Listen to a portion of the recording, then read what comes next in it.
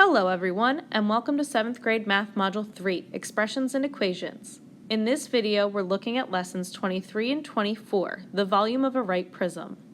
Our learning goal is to make sure we can find the volume of different right prisms.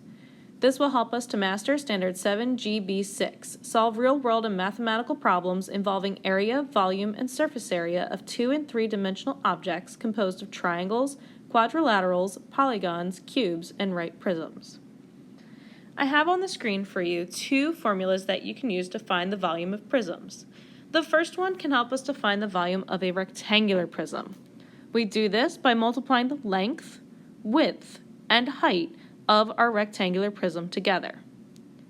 If we have a prism that's not a rectangle but has some other polygon base, we can use the formula volume is the area of the base times the width. For the area of the base, we'll need to calculate the area of whatever our polygon base is using its area formula, and then the width is just the distance between those two bases.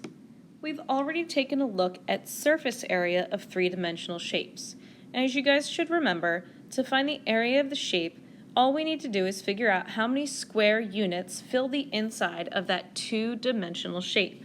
So for example, on the right, this square shape has 36 squares inside of it, so the area would be 36 square units, and we do have 6 squares by 6 squares. But what about if this were a three-dimensional shape? How could we find its volume? Volume is measured in cube units. How many cubes fit inside of the shape? So in this case, if I only had one layer of cubes laid out with that 6 by 6 pattern, my volume ends up being 36 cube units, representing the 36 cubes that were there.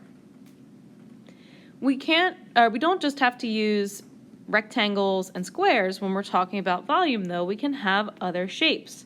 So if I took a shape just like that rectangular prism there, and I cut it in half to make a triangular prism, I can still use that concept of the cubes to find its volume. So this one here is made up of 15 whole cubes with 6 half cubes. Those 6 half cubes make 3 whole cubes, so altogether my volume is 18 cubic units, which is half of the volume of the original shape, that 36 cubic units. However, most of the time with volume, we're not looking at something that's just one layer. It usually has multiple layers and a greater height than just one. So let's say I stacked 5 of these on top of each other. What would my volume be then? Well, if each of my layers has 18 in it, and I have 5 layers, then I'm just doing 5 times 18 to get that the volume of this stacked up 5-layer shape would be 90 cubic units. So that's where we get that formula of area of the base times the height. We just took the area of the rectangular piece there, how many squares were on the top level there, and then we multiply it by the number of levels, in this case 5, to find our total volume.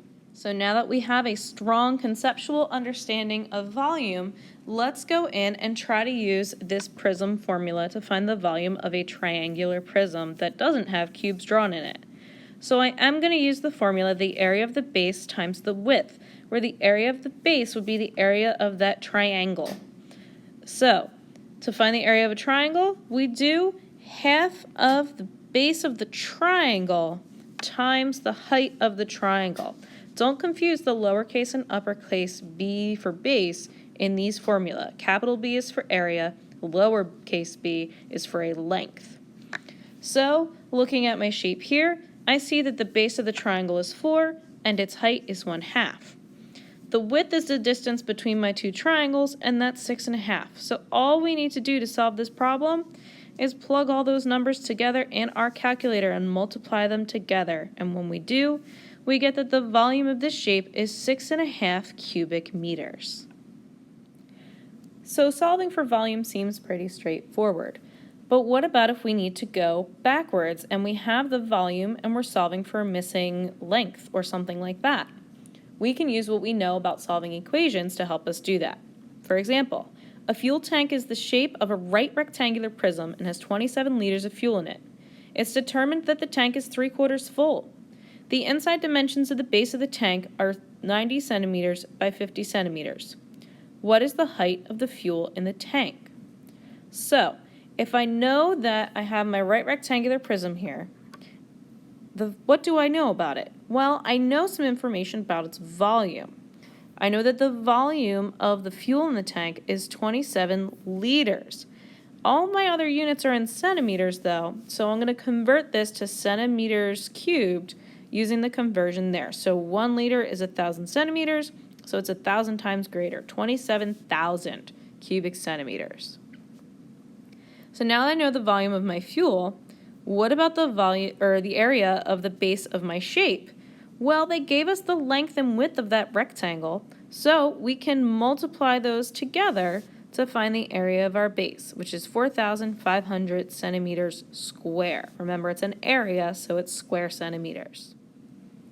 So now I can just take my volume and the area of my base and put it into my formula and solve for that missing width, which would be the distance between the bottom of the rectangular prism and the top of the fuel. So I do 27,000 equals 4,500 times that width.